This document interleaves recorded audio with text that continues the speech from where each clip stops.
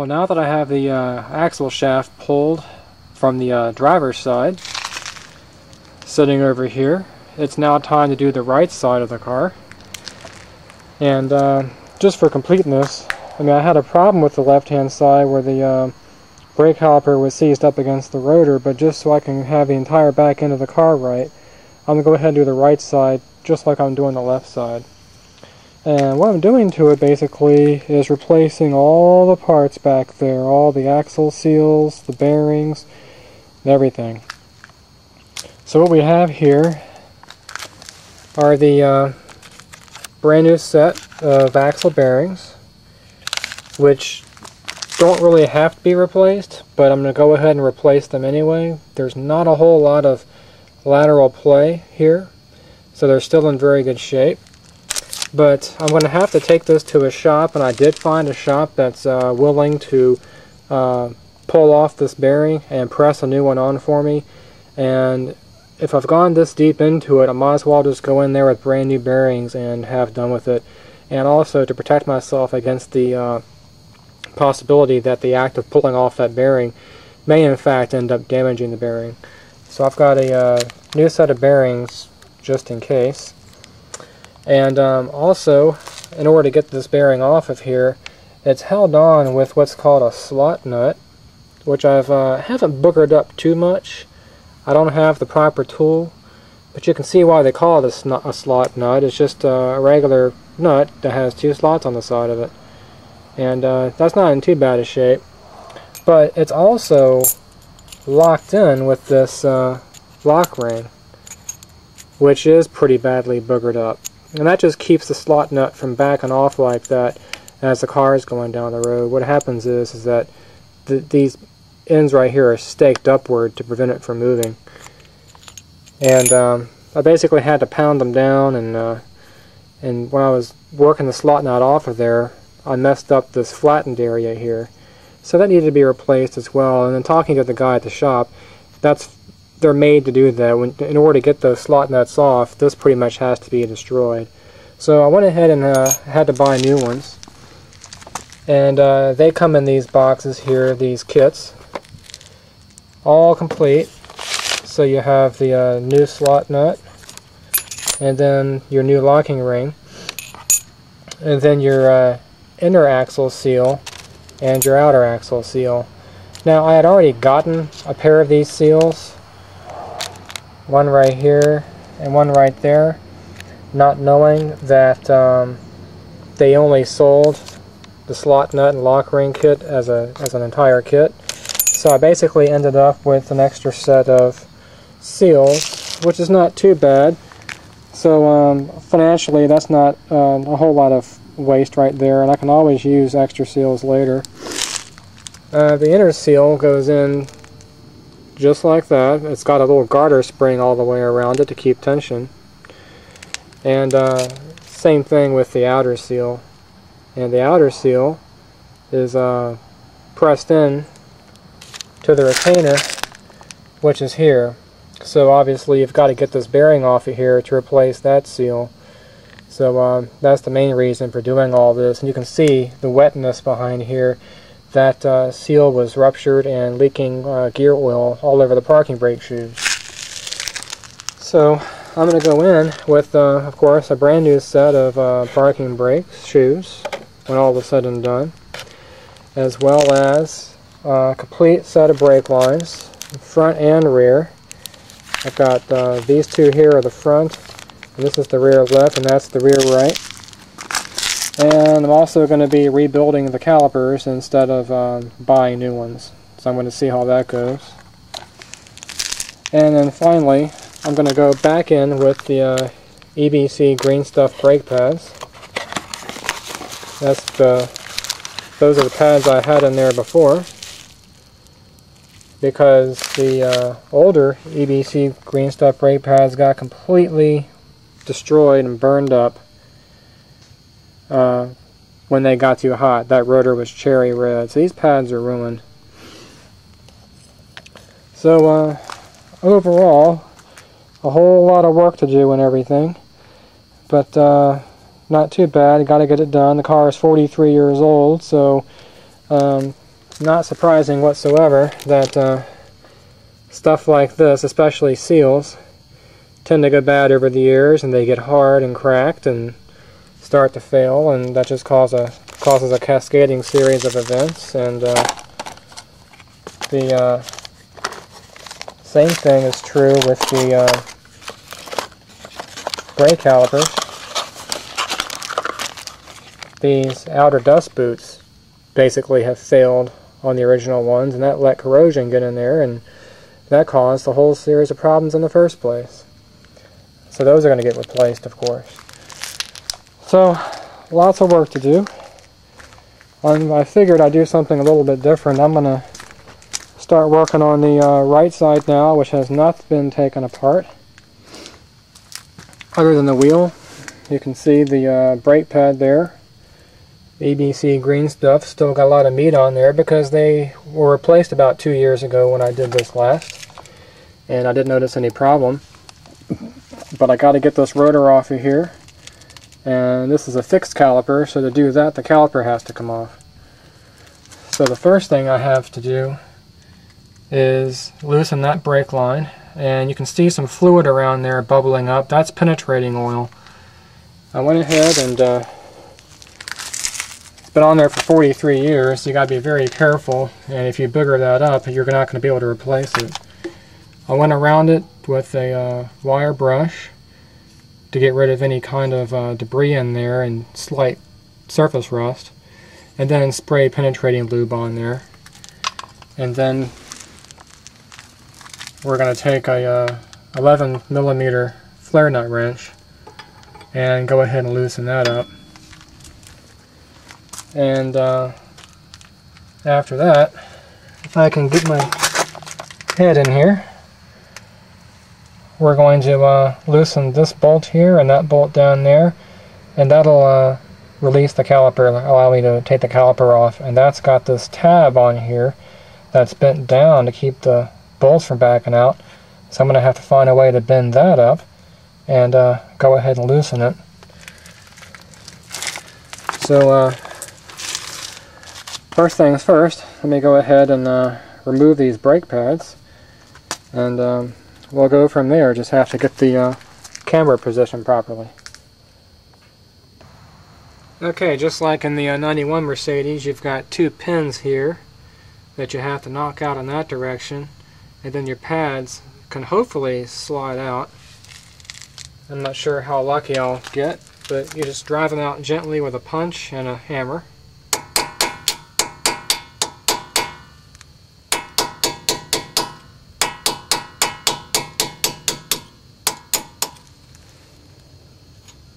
And that's what your pins look like.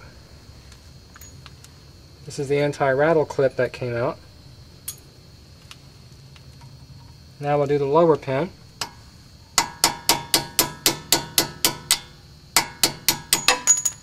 That came right on out.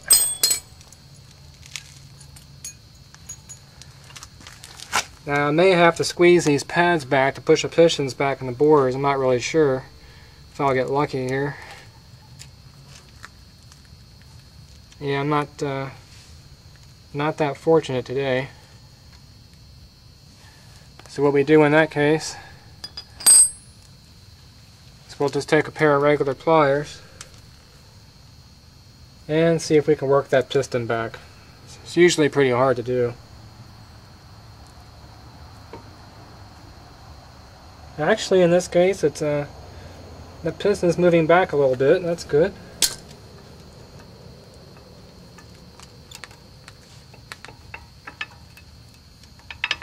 But you know what? There's so much rust and scale on this thing that on the rotor,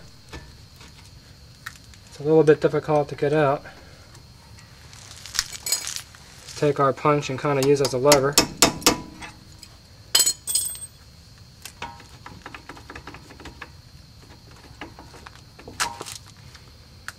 And the pad comes right out.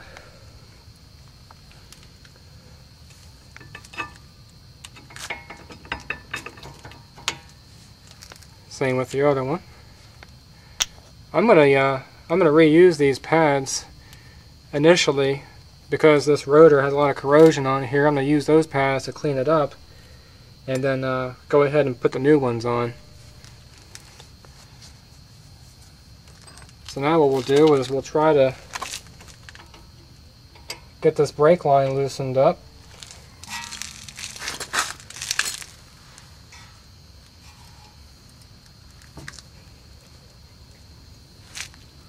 That came loose really nicely.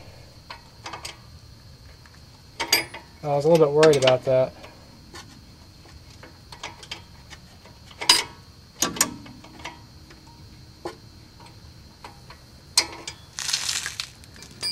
Show you what it is I'm doing here.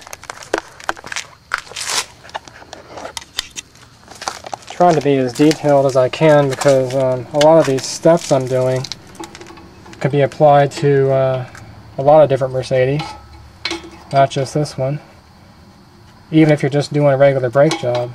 You can see how this floor nut wrench allows you to have the maximum number of areas on there to grab that bolt to avoid rounding off the head there, because you've got this tube in the middle of the way. And if I were thinking, I should have had a drain pan underneath, because this fluid's going to start draining out on me.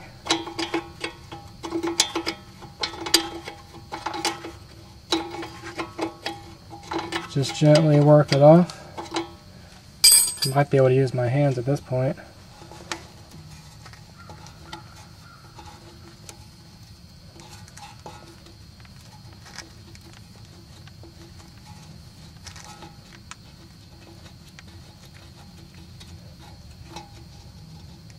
Okay, that's nice and free. And I'm not going to bend this line up a whole lot because I don't want to damage it. So what I'll do is kind of leave it like that. I see brake fluid coming out, which is a really good sign. I'm going to leave it like that, and once I lower the caliper away, I'll clear this, and that way I'll avoid bending that line upward and putting a kink in it. So let me get a drain pan for that, and we'll start working on these fasteners back here and get this caliper off. Okay, now I got a drain pail here. There's hardly any clearance to work, especially when you're holding a big camera, so it's probably not going to be able to focus because I've got to get my head under here at the same time. But what we're going to do is we're going to have to back this bolt out, and there's one on the bottom too, but to do that you got to lift up this tab, and that's not quite so easy to do. You got to basically just work a screwdriver up in there like that, and then pry upward 90 degrees so you can get the socket on that. So I just basically took a small screwdriver, worked my way up to a larger one so I can force it up in there, and then I got a little bit more to go, and we'll get that to 90 degrees, but that's basically the procedure. I'll go ahead and get that done and get this brake caliper off. Okay, still working on that fastener. You can see what I'm dealing with here. There's just no clearance whatsoever to work or swing any kind of good size hammer. And also there's no clearance to take any pliers and get back in there and grab that tab and bend it up 90 degrees. But I just found out a trick I wanted to share with you guys. Get this hammer out of the way. You could take a socket. Once you get that tab started up just slightly, I've got to yell because of stupid airplanes, you can put the socket on there and then pound on it and dry that socket on, and then the act of doing that will bend that tab up 90 degrees. So I'm going to go ahead and finish doing that and then do the same thing to the bottom side. Alright, through the magic of video, about actually 20 minutes later, I now have those two bolts backed out, and you can see a lot more clearly the tabs that I had to bend back on the top and the bottom. And now the caliper is ready to come out. And if any of you guys are doing this, I'm going to have to change one thing I said, and that is, it'll be a good idea to loosen the brake line, but not actually back it all the way out, because the entire time I was doing that, it was just pissing brake fluid everywhere and getting all over the place. So that'll make it a little bit easier to get under the car and get closer to it to get the other tab bent down. And I didn't have this much trouble with the driver's side, because those tabs are already bent up, and that tells me that there's been some problems on the other side initially. Somebody's been in there before. This caliper has never been off the car, from what I can tell, because it still has the original factory, I don't know if you can see because it's dark red paint on that bolt. But let me go ahead and work that caliper off there, and I'll show you what I mean.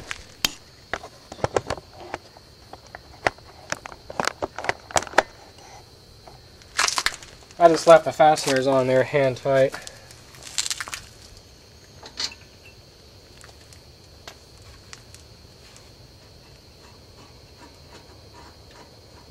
Let me turn the screen around so I can see if I'm doing it right.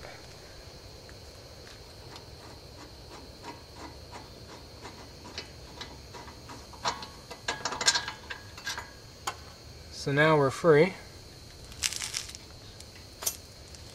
I'm going to first lower the caliper a little bit if I can, and it just comes off just like that. And what I'm going to do is I'm going to go ahead and invert it and let any fluid drain out of it, which doesn't look like there's a lot. And I'll go ahead and set it down.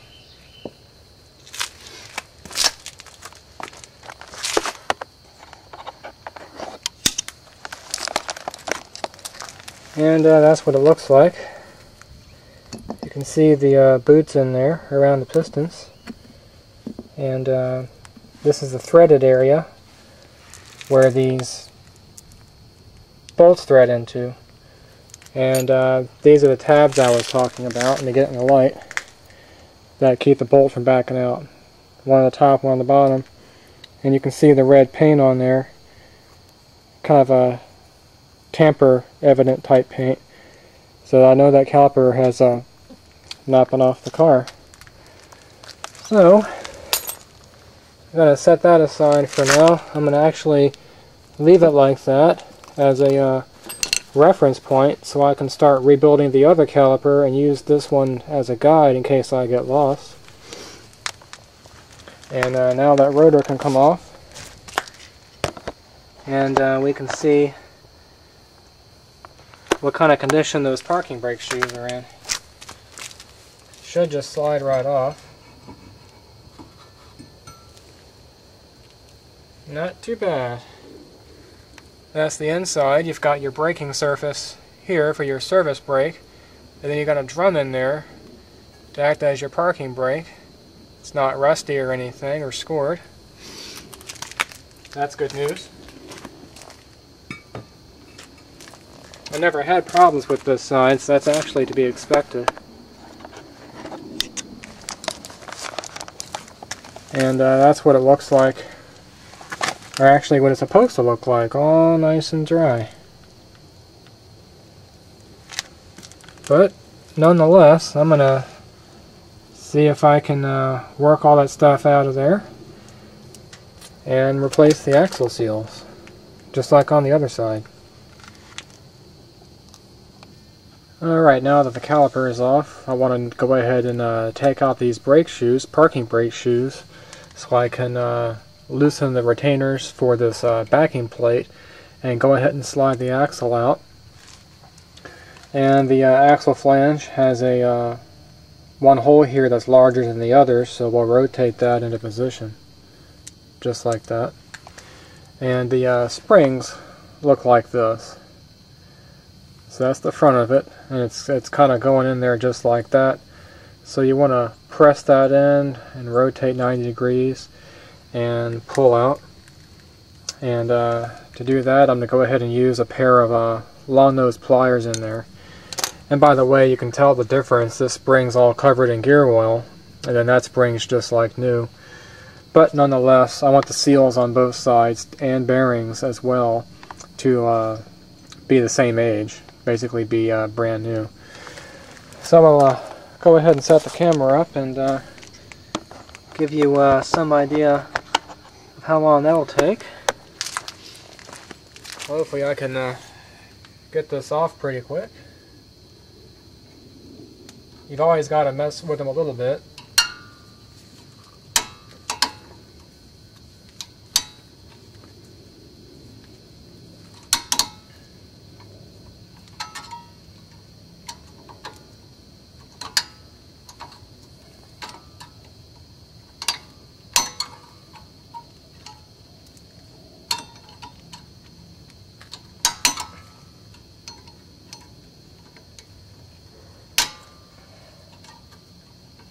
One of the things that happens is your pliers will keep slipping off.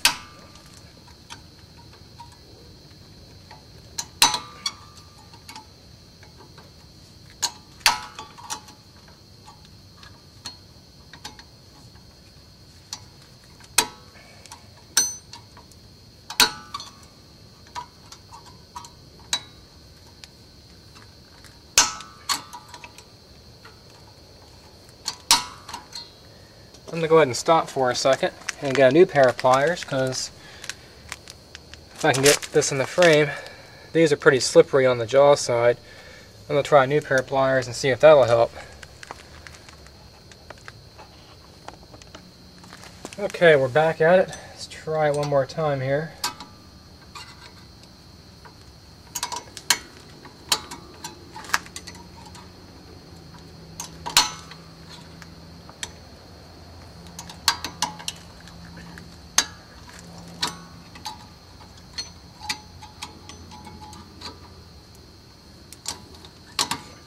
Finally. These things are a little bit of trouble to get out of there, as you can see. But you just have to work with it a little bit. It'll come out.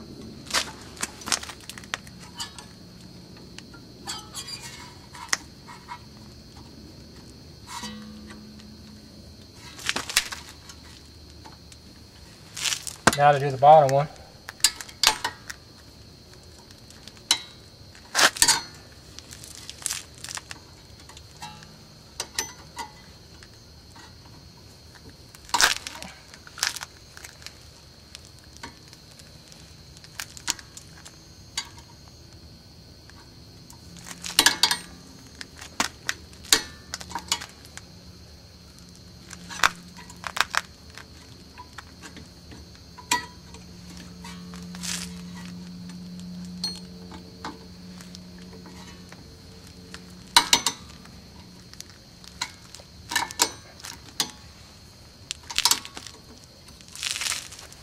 Okay, there goes the bottom one.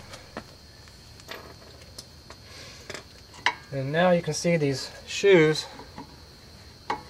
pretty loose now. And there's a one more spring right there.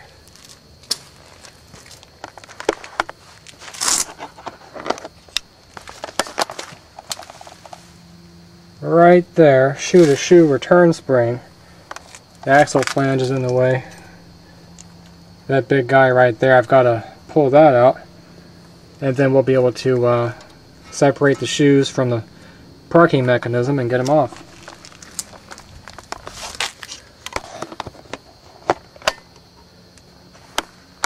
And for that, the spring's pretty heavy, so I'm going to have to use some vice grip needle nose pliers. And there's not a whole lot of room to work in here.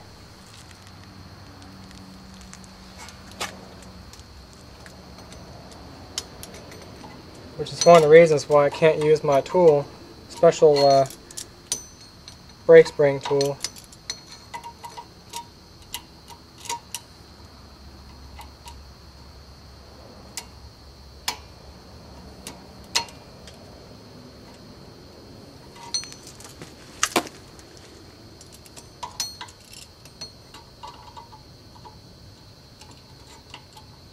Looks like getting it from beneath is a better option.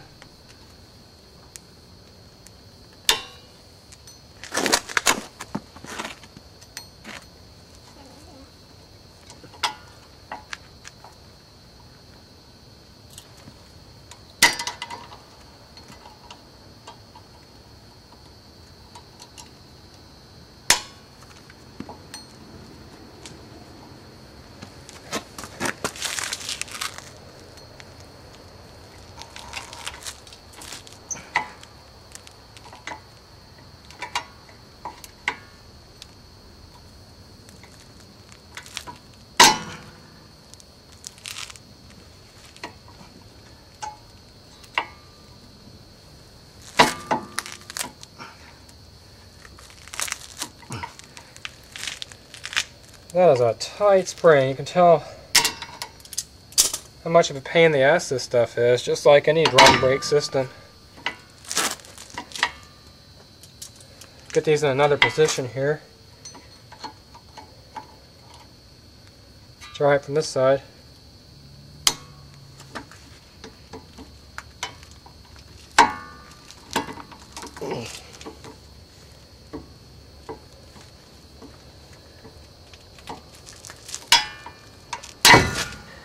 And then your pliers slip off and you bang your hand against the fender. That's always really fun.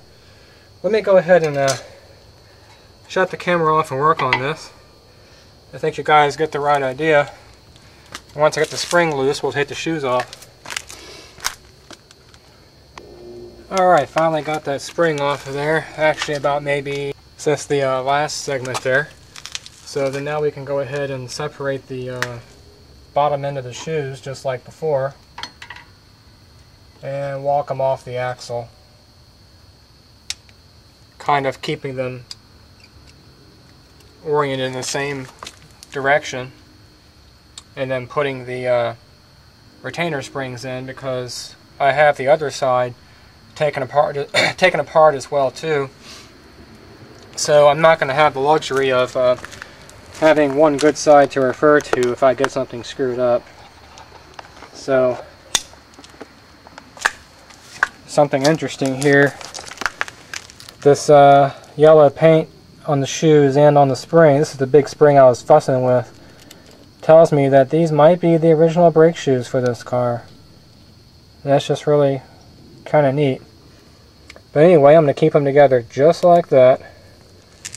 And set those aside.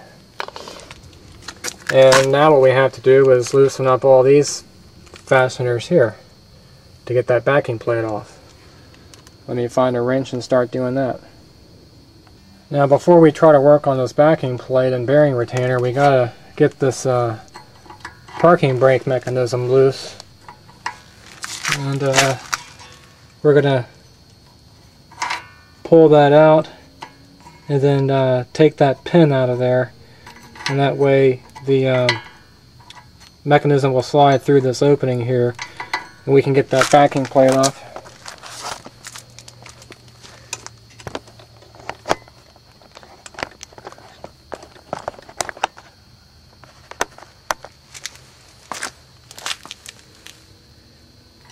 So we'll just sort of slide it out this way, pull it out like that,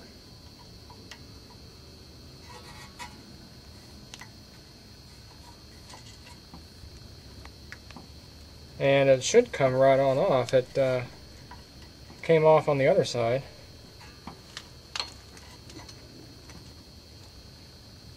There's a certain position it's got to be in, I believe, to get that off of there.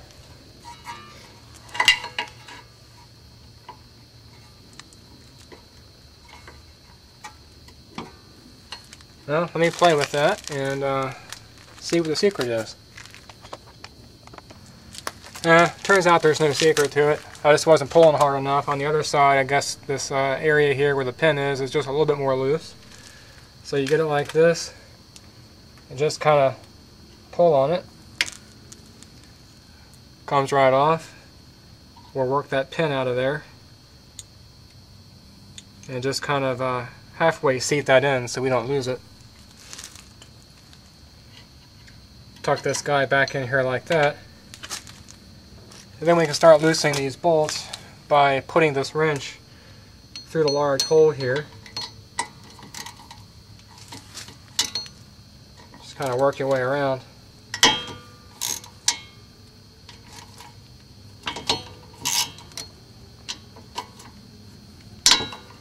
They're not very tight.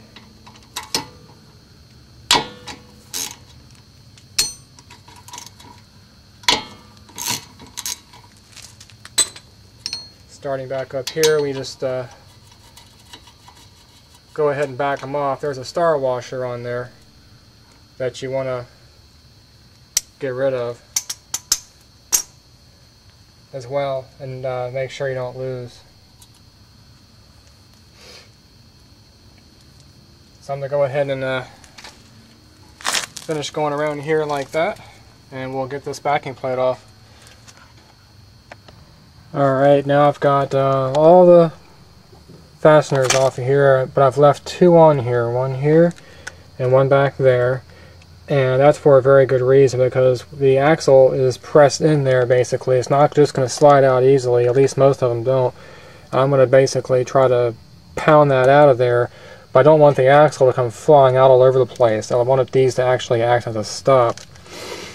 And that plate has been on there for 43 years, so what you can do is go to where this brake caliper is for clearance and just give it a few taps like that, and start to see it move.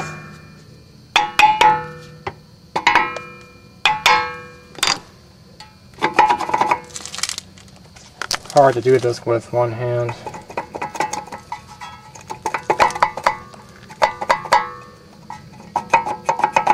Alright. It's just got 43 years of crud build up and everything. Alright, this axle is ready to come on out.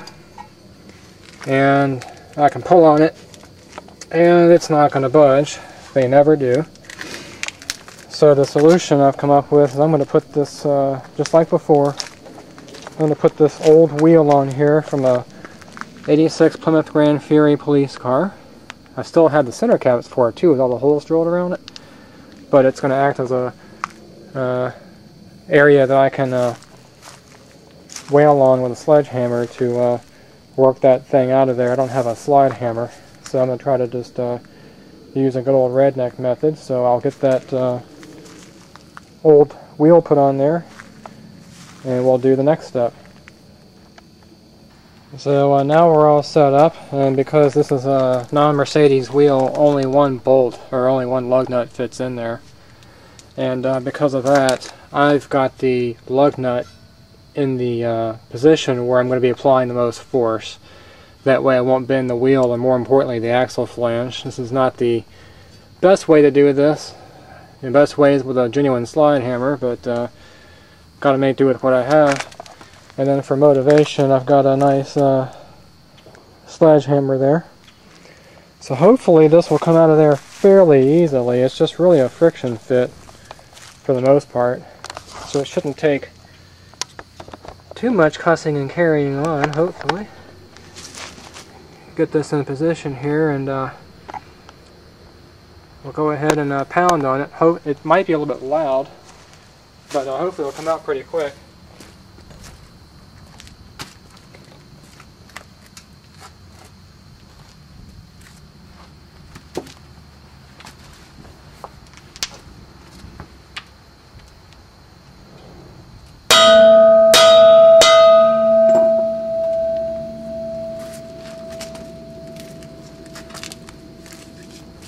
That acted like it moved.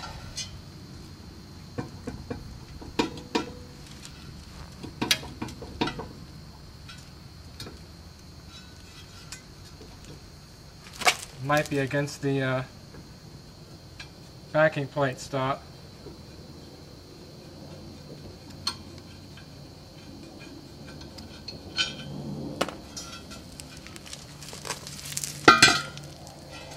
I think that is the case. Go ahead and Get our big hole up here. Take these fasteners out.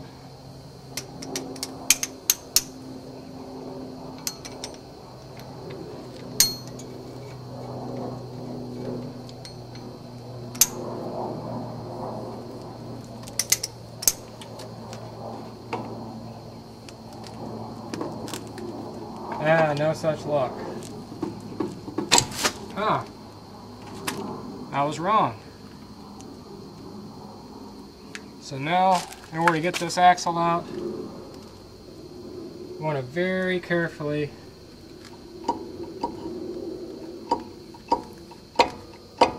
slide it out, and it should come right on out. Not sure why it's not.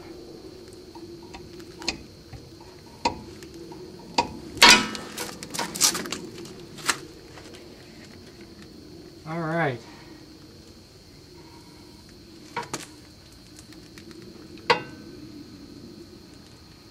We're leaking lots of gear oil, but that's alright.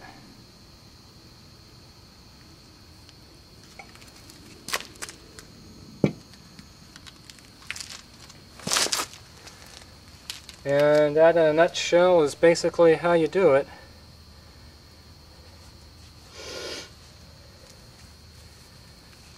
It's definitely not without some blood and scrapes, but overall,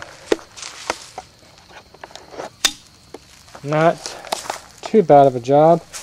I did this a little bit differently than last time. I wanted to get a lot more detailed to show you guys exactly how it's done. And I think I see a little bit of a retainer here. So hopefully I got this thing out correctly. But we'll find out. And there's our bearing. You can see how that lock washer is kind of staked to prevent the slot nut from backing off. So what has to happen is I've got to get this off of here now. And that's a lot of work. Got to get a screwdriver or a drift punch and pry that stuff down, and then knock that slot nut off of there. And then I'm going to take both of these axles to a shop and have the old one pressed on and the new bearing pressed on, and then everything put back together. The main reason being is to replace this outer axle seal, as well as the inner axle seals, regardless whether they're bad or not. So I'm going to go ahead and the next step is to try to get these inner seals out of here, and I'll get set up to do that and be right back. Alright, to get that inner axle seal out of there, it's pretty tricky, but what I've got is a special hook tool made out of hardened steel. One end forms a hook, and one end is a flat area you can bang on with a hammer. And we're going to, by the way, the garter spring already fell out. I was trying to work with it and get the seal inverted. But we're going to end up destroying the seal, getting it out of here. But what you do is we're going to put that in there, grab onto the outer surface of it with a hammer, or with this tool, and try to knock that thing out of there.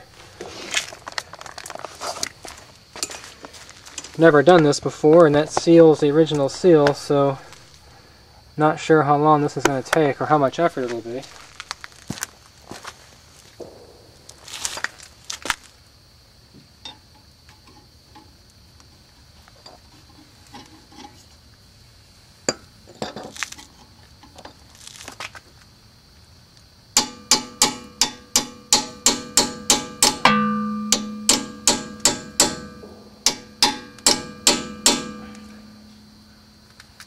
Just kind of work your way around the sides of it.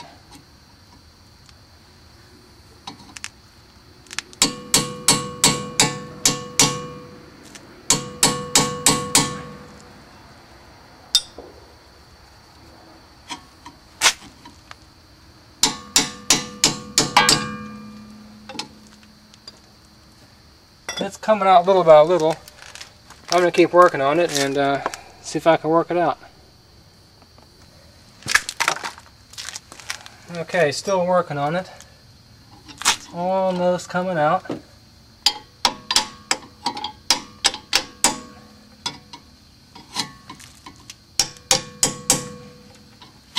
Just have to work on all sides.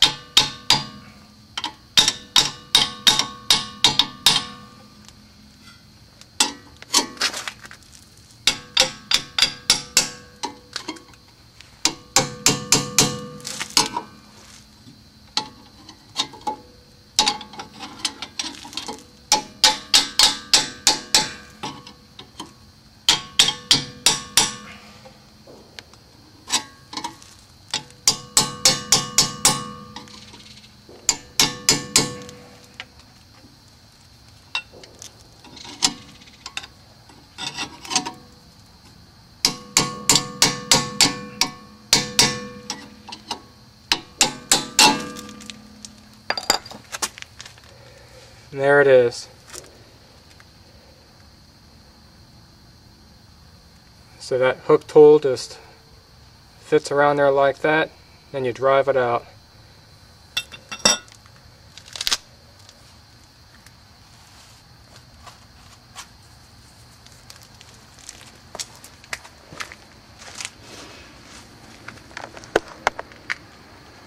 So that basically